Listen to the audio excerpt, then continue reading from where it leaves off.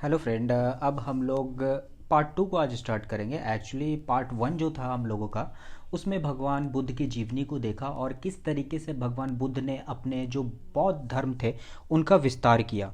तो इन सभी चीज़ों को हम लोगों ने पार्ट वन में देखा था। अब पार्ट टू में हम देखेंगे कि आखिर 483 बीसी में जब भगवान बुद्ध की मृत्यु हो गई तो जो उनकी इतनी बड़े जो बौद्ध धर्म का उन्होंने विस्तार किया था, वो आखिर किस तरीके से उसका धीरे धीरे धीरे पतन की ओर चला जाता है। ठीक है, तो सभी चीज़ों को आज हम लोग डिटेल से देखेंगे और ये हमारा बौद्ध धर्म का पार्ट टू होगा जो कि आखिरी होगा। इसके बाद हम लोग इंपॉर्टेंट क्वेश्चन को कर लेंगे। ठीक है, तो आओ शुरू करते हैं। जैसा कि कल हम लोग पढ़े थे, 483 बीसी में भगवान बुद्ध की मृत्यु हो जाती है और उसके बाद क्या होता है कि बौद्ध संगति का आयोजन होता है। बौद्ध संगति का मतलब हुआ कि बौद्ध सभा, कुछ बौद्ध सभा का आयोजन हुआ था और जिसमें ये कहा गया था कि किस तरीके से बौद्ध धर्म को आगे बढ़ाना है।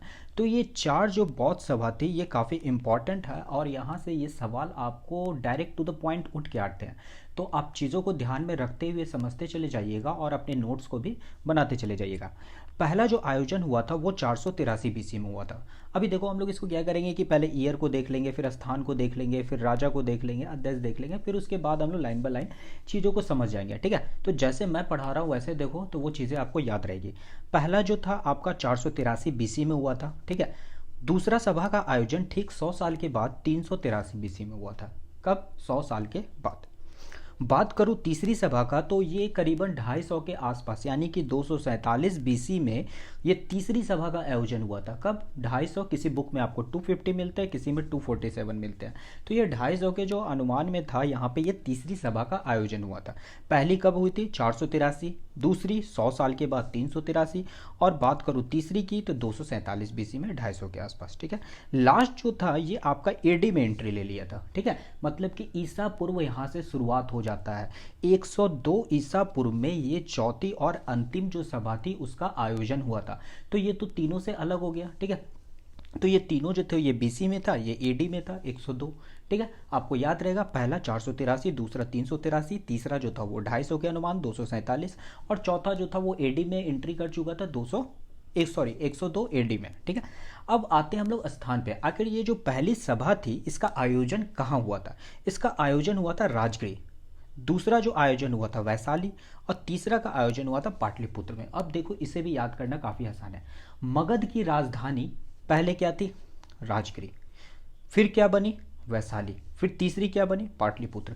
देखो कितना इजी है कि नहीं। आपको तो पहली बात मगध की राजधानी एक याद हो गई और ऐसे ही क्या हुआ स्टेप बाय स्टेप जो थी, पहली सभा कहाँ हुई? राजगिरी में, दूसरी हुई वैशाली में और तीसरी कहाँ हुई आपको? पाटलिपुत्र में। ठीक है, लास्ट जो था ये ऐसे ही एडी में चला गया था, ये तो तीनों से अलग था।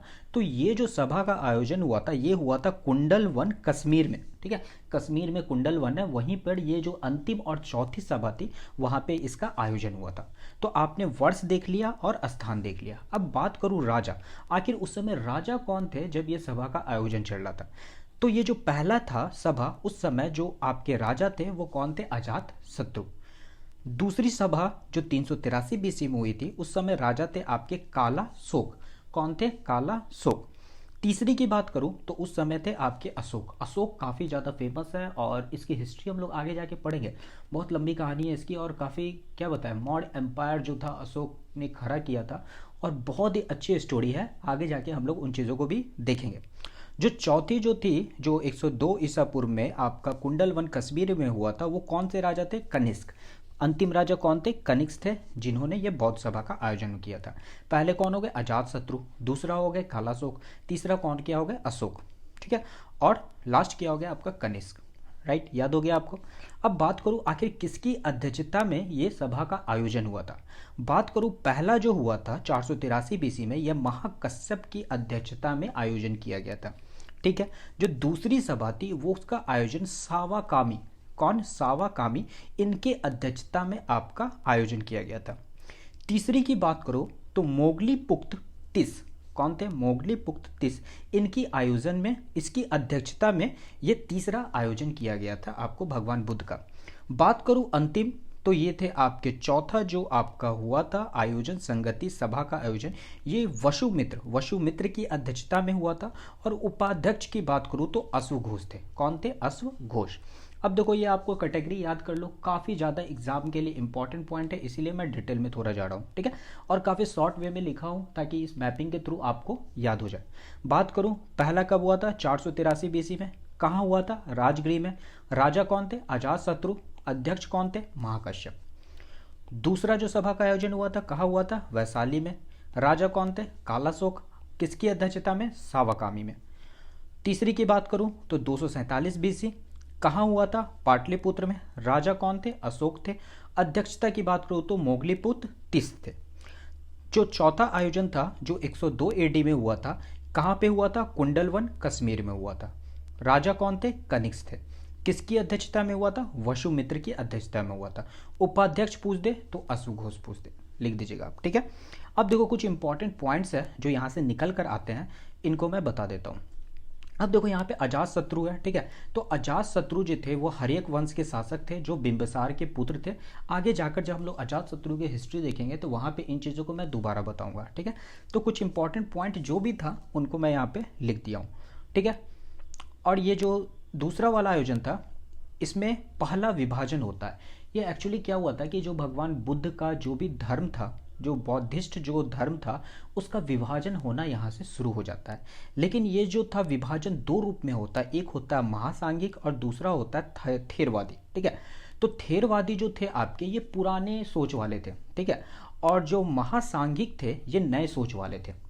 तो इस तरीके से क्या होता है, यहाँ से इनके बंटवारे शुरू हो जाते हैं अलग अलग। लेकिन ये कुछ आगे जाकर उतना ज़्यादा विस्तार नहीं होता। लेकिन जब ये चौथा आप देखोगे जिसमें मैं अभी बताऊंगा कि मुख्य विभाजन होता है, जिसमें महायान और हीनयान काफ़ी ज़्यादा फेमस है और यहाँ से शुरू होती है इसकी विभाजन की कहानी, ठीक है। तो इस पर मैं डिटेल में भी जाऊँगा क्योंकि यहाँ से सवाल बहुत सारे निकल कर आते हैं कि महायान और हीनयान में आखिर डिफरेंस क्या, ठीक है। तीसरा, इस समय एक पुस्तक आई थी अभिधम पिटक। अभिधम पिटक, पिटक मतलब होता है पुस्तक। तो एग्जाम में एक बार पूछा था, ये जो अभिधम पिटक है ये किसके आयोजन में हुआ था, तो अशोक के आयोजन में हुआ था, 247 BC में था। और ये तीसरा आयोजन था और किसकी अध्यक्षता में हुआ था, तो मोगलीपुत्र तीस में हुआ था, ठीक है। तो इन चीज़ों को आप ध्यान में रखो और इस मैप को 1 से 2 बार आप प्रैक्टिस कर लो। मिरर के सामने खड़े होकर 1 से 2 बार जब आप बोलोगे तो चीज़ें याद हो जाएगी। और इसका एक रिटन वे में आप एक कॉपी में नोट्स भी बना लो, ठीक है। और सबसे इंपॉर्टेंट मुख्य बिंदु में मैंने क्या बताया कि भगवान बुद्ध जो थे उनकी विभाजन होना शुरू हो जाता है। और मुख्य विभाजन क्या था, महायान और हीनयान। और इस पर हम लोग चर्चा करते हैं आखिर ये है क्या। देखो होता क्या है कि ये जो चौथा सभा था जो 102 AD में, ठीक है, ईसापुर में, इसमें जो 4 सभा जो आपकी हुई थी, ठीक है, इसके दौरान जो अंतिम वाला सभा था उसमें क्या होता है, विभाजन होता है जिसमें हीनयान और महायान को दर्शाया गया है। आखिर हीनयान और महायान में अंतर क्या है, एग्जाम में पूछा हुआ है, आपके पूछा था BPSC में, हीनयान और महायान में क्या अंतर है दर्शाइए। तो आइए इनको हम लोग देखते हैं। पहला क्या था, जो हीनयान के लोग थे वो रूढ़िवादी थे। रूढ़िवादी का मतलब क्या होता है, परिवर्तन का विरोध करना। ये परिवर्तन को एक्सेप्ट नहीं करते थे।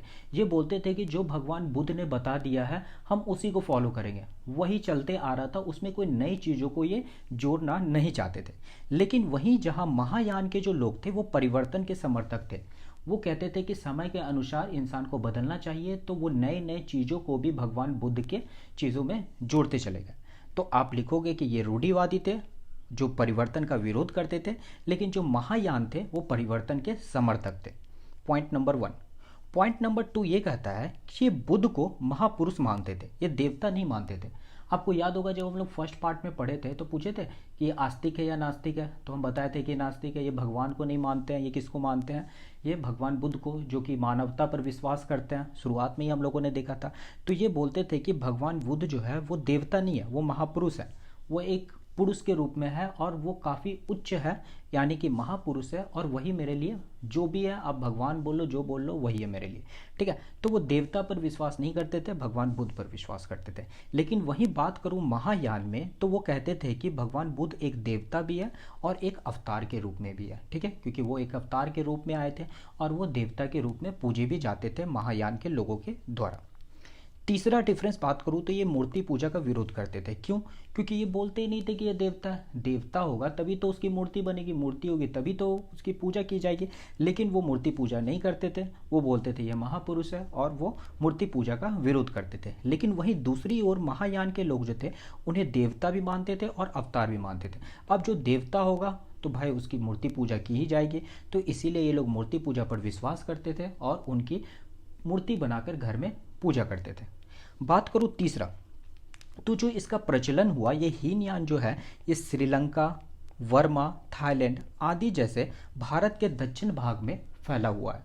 और वही महायान जो है वो कहाँ प्रचलित है? भारत, चीन, जापान, तिब्बत। ठीक है, भारत के उत्तर साइड जो है ये पूरी तरह से फैला हुआ है। ठीक है, और इनका मुख्य आदर्श क्या होता है? बौद्धिस्ट, यानी कि बौद्ध के आगे बढ़ाना। तो ये कुछ डिफरेंस थे हीनयान और महायान में, तो आप अच्छे से समझ गए होंगे और इसका नोट्स भी आप बनाते चले गए होंगे। चलते हैं आगे हम लोग। आगे क्या होता है कि यहाँ मैंने सीधा आपको बोला कि बौद्धिस्ट, ठीक है, उनका मुख्य आधार क्या था? बौद्धिस्ट। तो आखिर ये बौद्धिस्ट है क्या, इस पर हम लोग थोड़ा देखते हैं। ऐसा व्यक्ति जो स्वयं तो निर्वाण प्राप्त कर चुका हो। ठीक है, निर्वाण को मैंने बताया था पिछले क्लास में कि निर्वाण क्या होता है, जो अपने शरीर को त्याग कर देते हैं उनको क्या करते हैं? निर्वाण की प्राप्ति। ठीक है, ऐसा व्यक्ति जो स्वयं तो निर्वाण प्राप्त कर चुका हो और साथ ही साथ अन्य लोगों की सहायता भी करता हो, मतलब कि वो तो भगवान के शरण में चला ही गया है और साथ ही साथ क्या करता है? लोगों की सहायता भी करता है। ठीक है, तो ऐसा मतलब नहीं है कि वो मर चुका है उसके बाद सहायता करेगा, मतलब कि वो ज्ञान की प्राप्ति हो गई है, वो निर्वाण को भी प्राप्त कर चुके हैं और वो साथ ही साथ अन्य लोगों की सहायता भी करते हैं, तो उन्हीं को क्या कहते हैं? बौद्धिस्ट। ठीक है, अब इसी में क्या होता है कि आगे एक वर्ड आता है आपका वज्रयान। देखो ये वज्रयान क्या है? ये एक आपका बौद्ध धर्म की नई शाखा का यहीं पे निर्माण होता है। ठीक है, इसे बौद्ध धर्म की एक शाखा यानी कि एक ब्रांच भी कहा जाता है। इसकी शुरुआत की बात करूँ तो ये गुप्त काल, जब गुप्त काल का टाइम था यानी कि छठी शताब्दी गुप्त काल के टाइम ही इसकी शुरुआत हो चुकी थी, लेकिन उस समय ज़्यादा विस्तार नहीं हुआ था। धीरे धीरे जाकर 8वीं शताब्दी आते आते इसकी अच्छी तरीके से विस्तार हो जाता है। किसका? वज्रयान का। अब देखो वज्रयान है क्या?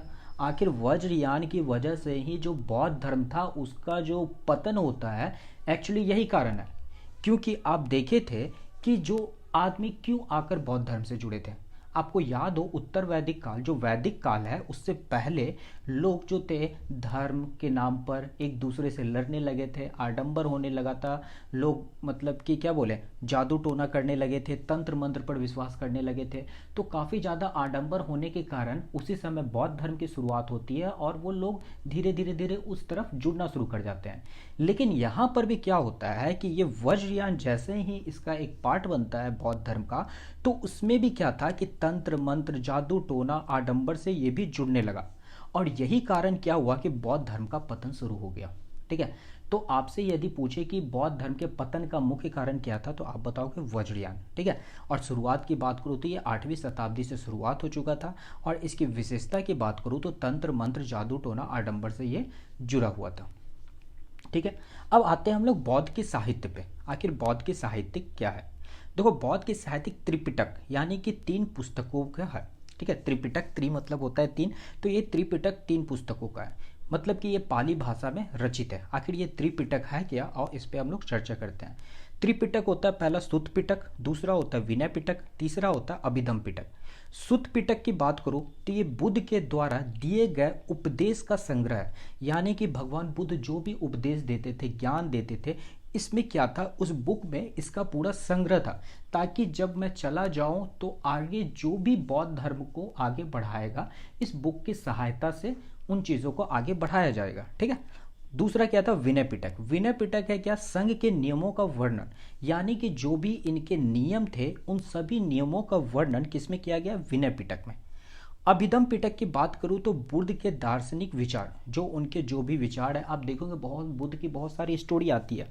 ठीक है, एक उंगली मार वाली डाकू है और भी बहुत सारे उनके एक एक कथा करके आती है, मतलब कि एक क्या बोलो, एक शॉर्ट स्टोरी टाइप का बुक आता है, मॉडल स्टोरी, जिसमें बहुत सारी आपको चीज़ें सीखने को मिलती है।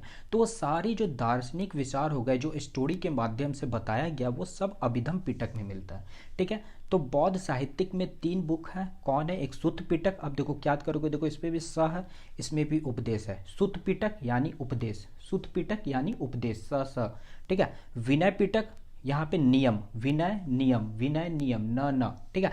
तो विनय पिटक जो थे वो नियमों का वर्णन था। सुत्त पिटक में क्या था? उपदेश था। और जो अभिधम पिटक थे इसमें शॉर्ट स्टोरी, मोरल टाइप का स्टोरी सारा लिखा हुआ था, ताकि भगवान बुद्ध के जितने भी जो बुक थे इनमें सभी चीज़ों का एक जगह संग्रह किया हुआ था। चलते हैं आगे हम लोग। ठीक है। देखो जातक कथा, हाँ जातक कथा की मैं बात कर रहा था कि वो सारे स्टोरी तो उसमें यार बुद्ध धर्म के पूर्ण जन्म की कथा, बहुत सारी इसमें मोरल स्टोरी दिया हुआ है। आप पढ़ भी सकते हो, बचपन से आप पढ़े भी होगे, तो मोरल स्टोरी जितने भी होते हैं वो जातक कथा के रूप में दर्शाया हुआ है। ठीक है। अब देखो एक और है आपका बुद्ध चरित, सौंदरानंद, सारिपुत्र और प्रकलन। ये जो है मुख्य रूप से अश्वघोष की रचना है। आपको एग्जाम में पूछता है कि अश्वघोष की रचना कौन कौन सी है, तो अश्वघोष की रचना मुख्यतः 3 है। कौन कौन? बुद्ध चरित, सौंदरानंद और सरिपुत्र प्रकलन। ठीक है। बुद्ध चरित, सौंदरानंद और सरिपुत्र प्रकलन, ये तीनों कौन सी है? अश्वघोष की रचना है। और ये जो बुद्ध चरित है इसे बुद्ध का रामायण भी कहा गया है। बुद्ध चरित को क्या कहा गया? बुद्ध का रामायण भी कहा गया है। एक चीज़ और निकल कर आता है, एक मलिंद के प्रश्न, ये भी काफ़ी फेमस है और काफ़ी ज़्यादा आप यदि बिलीव करते हो, इनके जो बौद्ध धर्म वाले जो बुक है उसमें लिखा गया मलिंद पन्हो एक्चुअली मलिंद क्या करते हैं? नागसेन से कुछ सवाल पूछते हैं और नागसेन उनकी सभी सवालों का जवाब देते हैं। इसी को क्या कहा गया है? मलिंद के प्रश्न, मलिंद पन्हो, जिसको नागसेन की रचना के नाम से भी जाना जाता है। ठीक है।